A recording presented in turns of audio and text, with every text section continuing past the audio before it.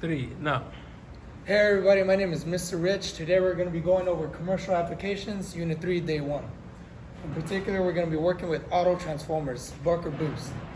So the objectives of today, describe transformer operation, characteristics of the auto transformer, connect the auto transformer, and to see how we can get secondary readings from the auto transformer. Equipment, buck and boost auto transformer. Tools, screwdriver set, wire strippers and cutters, and digital multimeter. Materials, we're going to need some wire nuts, a terminal block, a power cord, and also MC optional. So now, here's a drawing of the buck and boost configuration here. So here we have H4 to H1, that's the high voltage coming in, and then we get the reading on the load between H4 and X4. It's important to note this is a buck configuration. This means that we have to lower the voltage on the load side. We're bucking it down by the nameplate secondary voltage.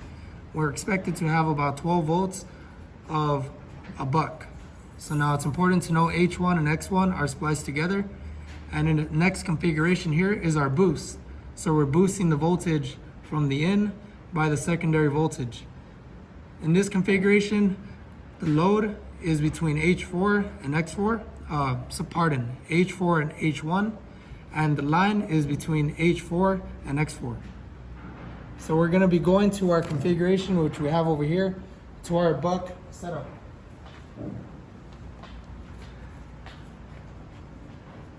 So we have 3-phase here, and we're supplying 120 volts from this 3-phase source here. This is our 14-tube cable, and we have a terminal block here rated at 10 amps. Now, for the first setup, here we have the buck configuration. So now, we have to configure it as such. H1 and X1 connect together.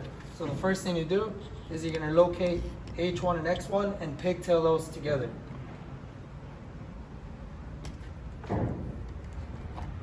That is found here. H1 and X1.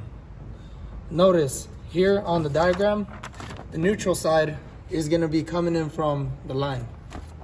In addition to that, we have to locate where our X4 is going to be. Okay, X4, that's where we're going to get our reading from the probe. So X4,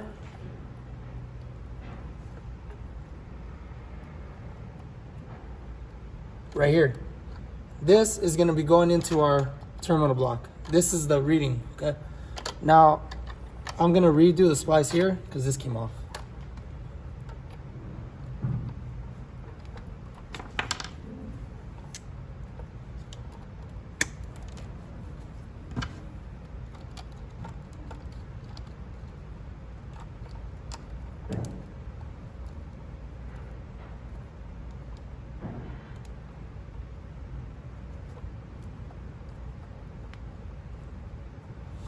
All right, the idea is you get 120 volts coming in, and you're gonna buck that voltage down by a secondary voltage. The secondary voltage is gonna be from the nameplate.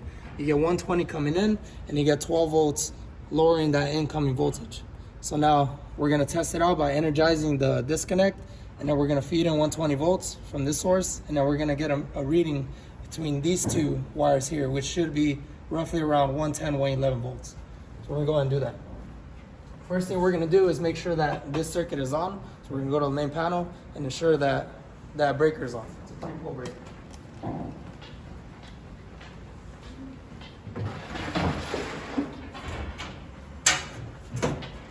(25, 27, 29). Got to make sure that that's on. It's on. We're good.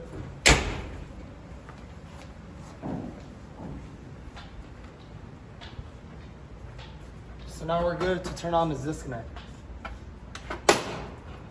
So now this feeds in voltage to this pull box and then to that auto transformer. So what we're gonna do is use our multimeter, okay? We're gonna measure the incoming power, the voltage. I'm gonna have it on volts AC. There you go, sir. We're gonna measure line to ground. it should be about 120, maybe 123.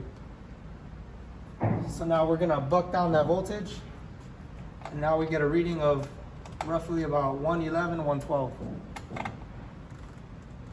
109, that's close enough. So now 123 minus that 12 volts gives approximately that 110 volts. That's following this first configuration right here. Now, the boost is similar. The only thing you're changing is the line coming in is between H4 and X4. And then your load is gonna be between H4 and H1. That's the only key difference. Right there and then, 120, adding that secondary voltage, 12 volts, that's what's gonna give us that boost. So that'll be a boost configuration. Now in this next auto transformer right here, we're gonna mess around with checking the secondary reading. So this is important for controlling auxiliary components, such as in the previous lab. Now, the key difference is there's a higher amp rating on that secondary voltage line. This means that you can safely supply 62.5 amps to auxiliary components at a lower voltage. So what we're gonna do right here is on this one, we have a separate power cord. Okay.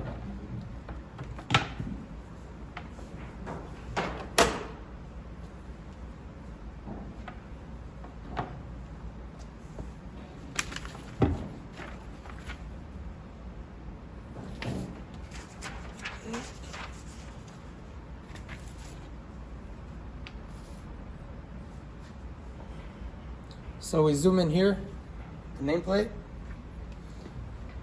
This is a nameplate. So here we're gonna have incoming power, and then we're expected to have a secondary voltage of 12. So we're stepping down that voltage from 120.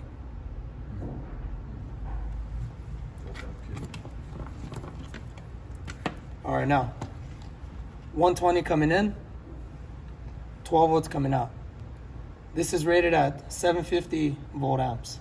So that's the wattage. Okay. So what we're gonna do is we're gonna plug in our 120 volt source, and we're gonna measure between these two terminals, and then to see what our secondary voltage is.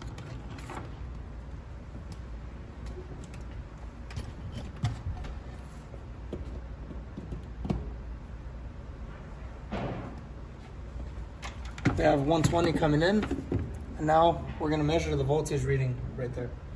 So we're expected to get a secondary of 12 volts.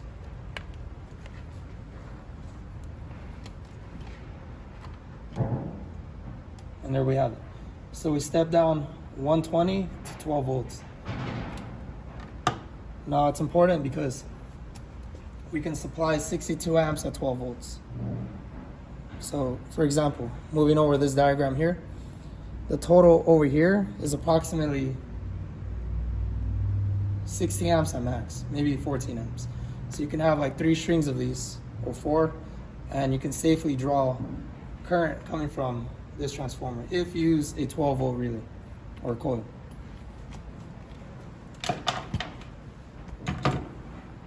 So now going over a general overview of what we discussed. So using one of these, you can either boost the voltage or buck it down, decrease it by a secondary voltage amount. So for example, you have 120 volts coming in, you can either boost that to about 120 plus 12, or buck it down by 120 minus 12 volts. Now additionally, you can use this as a transformer, step down transformer. So 120 volts coming in, you can transform that into 12 volts. The key is you can also supply up to 62.5 amps. All right, so that was a general overview on how to use buck and boost transformers. So hopefully you learned something, apply it to the classroom. So tune in next time. Thank you.